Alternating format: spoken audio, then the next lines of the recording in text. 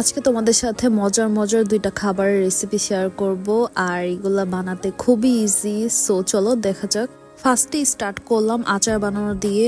এখন যেহেতু জলপাই সিজন চলতেছে তো ভাবলাম যে জলপাই দিয়ে একটা আচার মেক করি। আমার মা তো জলপাই সিজনে প্রত্যেক বছরই আচার মেক করবে, গত বছরও আমাকে মেক করে পাঠাইছিল। আর আমি আজকে মেক করব টক আচার, এই জন্য জলপাইগুলাকে খুব কুচি করে কেটে নিয়েছিলাম। এগুলাকে আমি 10-15 মিনিটের মতো একটু ফ্যানের নিচে রাখবো, যাতে হালকা পানি থাকলে ওগুলা একটু নিচে পড়ে যায়।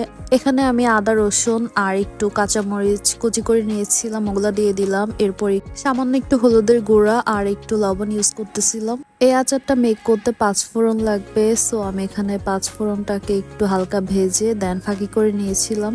সো আমি কিছুটা 5 ফোড়নের গুঁড়া দিয়ে দিলাম এন্ড এরপর একটু চিনি ইউজ করলাম।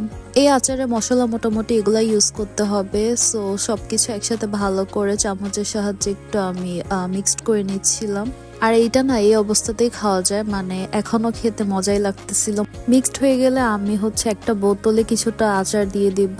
আর এখানে সরিষার তেলের সাথে কয়েকটা শুকনো মরিচ ভেজে নেব এন্ড এটা একটু গরম হলে আমি গরম তেলগুলা এই জলপাইয়ের মধ্যে দিয়ে দিব।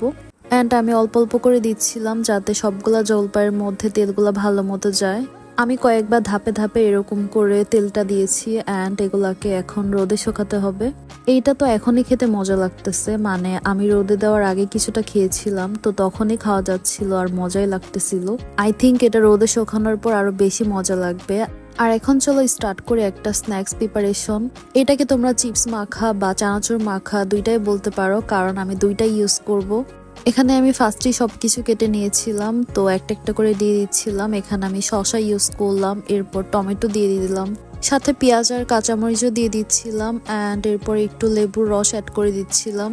সামান্য একটু সল্ট ইউজ করলাম এন্ড এরপরে সরিষার তেল অ্যাড করলাম। সবকিছু এখন ভালো করে একটু মিক্সড করে নিতে হবে। তোমরা চাইলে হাত দিয়ে মিক্সড করতে পারো, হাত দিয়ে মিক্সড করলে আরো বেশি ভালো হয়, বাট আমার হাত ইউজ করলে কাঁচামরিচ লাগলে প্রচন্ড জ্বালা পোড়া করে, এই জন্য চামচ ইউজ করতেছিলাম।